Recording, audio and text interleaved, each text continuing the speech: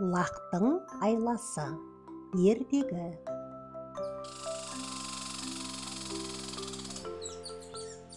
Ертеде бір лақ жайылымда жүріп ұйықтап қалады. Оянған соң қараса, көзіне еш нәрсе шалынбайды. Далада жалғыз қалыпты. Отардың соңынан қуып жүгіре жөнеледі. Жүгіріп келе жатып, қасқырға кезігеді. «Ей, мұнда неғып жүрсің?» дейді қасқыр, көзі оттай жанып. «Қуаласпақ ойнап», дейді лақ тез есін жия қойып. «Кіммен?» дейді қасқыр. «Ағаммен», дейді лақ. Сөйтті де артынан бұрылып, «Мен оны ертіп келейін», дейді. Бұл ербеген неме қайда барар дейсің деп ойлаған қасқыр, «Бар, тезірек ертіп кел», дейді. Лақ төмен қарай жүгіре жөнеледі. Іле бір шолақ тастың басына шықты. Қараса, асты терең құз екен. Тұсында үлкен терек өсіп тұр екен. Соңғы үміті сол еді. Секірмеске лаж жоқ. Ал секірейін десе жүрегі дауаламайды. Оны көрген қасқыр, «Ей, неғып тұрсың, ербиіп? Бері кел, бармасаң», дейді айбар шегіп. «Ағам жүрмей жатыр, қазір барам», дейді лақ. «Жүрмесе, қазір мен көрсетем қалай жүруді», дейді де қасқыр орнынан қозғалады. Қауіп төнгенін сезген лақ ілгері қарай секіріп кетеді. Лақтырған бөрікте құлдап кеп көктеректің бұтағына жалп ете түседі. Тұла бойы оңбай ауырса да аман қалады. Аздан соң есін жиған лақ, «Ей, ақымақ қасқыр, бері кел», дейді қасқырға. Қасқыр ашуланып, «Не деп тұрсың, ей, қайталап айтшы», дейді. «Ей, ақымақ, бері кел деймін». «Сен сілім төкті ме? Мойныңды үзіп жұлып алмасам қасқыр атым құрсын». Дүлей ашумен төмен қарай секіріп кеткен қасқыр теректің діңіне қатты соғылып сеспей қалады. Жеңіске жеткен лақ одан ары жүре береді. Жолда бір қабанға кезігеді. «Аға, мұнда не ғып жүрсіңіз?» дейді лақ сасқанда не айтарын білмей. «От оттап, су ішіп жүрмін», дейді қабан қорс-қорс етіп. «Аға, мен қорқам», дейді лақ еркелеп. «Неден қорқасың? Қасыңда мен бармын ғой». «Білмеймін, аға», деп лақ тағы да еркелей сөйлейді.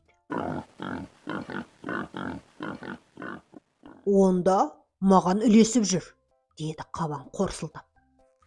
«Жоқ, аға, мен сізге мініп алайыншы, шаршадым», дейді лақ еркелеп. «Мейлің, мінсең мін», дейді қабан. Лақ тастың үстіне шығып, қабанға секіріп мініп алады. «Ой, аға, арқан қандай жұмсақ», деп кішкентай лақ еркелей түсті. Қабан мінгізерін мінгізсе де, аздан соң жайсыздана бастады. «Лақ, түсші көкем, менің қытығым кеп тұр», дейді қипақтанып. «Ой, аға, қойыңызшы, түспейші», деді лақ түскісі келмей. Лақ түспеді, қайта жабыса түсті. Лақ құшағын қатты қысқан сайын, қабан күлкіге тұмшығып желе берді. Ақыры ол қалың бұтаға кеп қойып кетті. Лақ артынан сыпырылып түсіп қалды. Аздан соң бір тасбақаға кез болды. «Ата, мен адасып қалдым. Сай табанына түсіріп қойшы мені», дейді жыламсырап. «Кел, менің арқама отыр», дейді тасбақа екі сөзге келмей. Лақ тасбақаның үстіне отырып, барар жеріне аз уақытта жете алмайтынын түсініп, жай барақат жүрген тасбақаның үстінен секіріп түсіп, «Рахмет, аға», деп қоштасып кетіп қалады. Лақ біраз жүрген соң тағы бір қасқырға кез болады. бұл түнімен отар торып, түк іліктіре алмаған аш қасқыр еді. «Мен сені жеймін», деді ол лақты көрген жерден. «Жесең же, бірақ бір тілегім бар, соны орындашы», деді лақ бірден келісіп. «Айт тілегіңді». «Мен әлі баламын ғой, шамалы ойнатшы мені», деді лақ еркелеп. «Қалай ойнатамын?» деді қасқыр.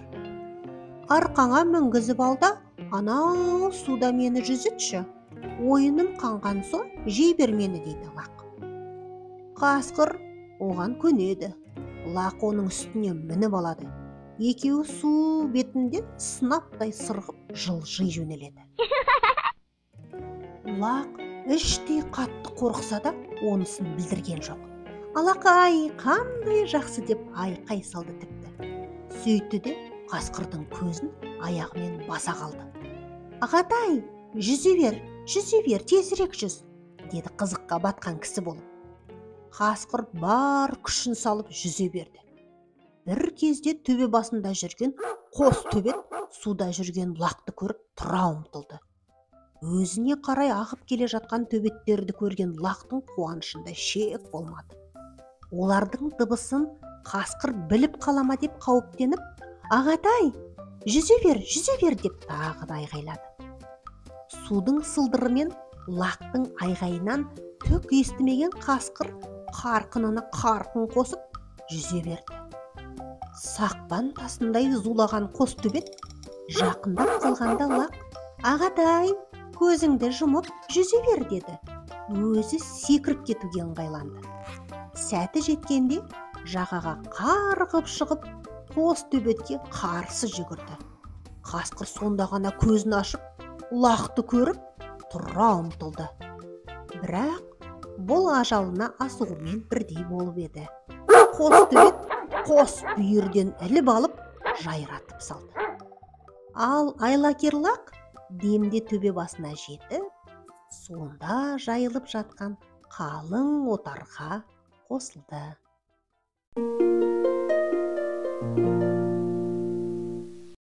Ертегі ұнаса, арнаға тіркеліп, достарыңызбен бөлісіп, қолдап отыруды ұмытпаңыздар.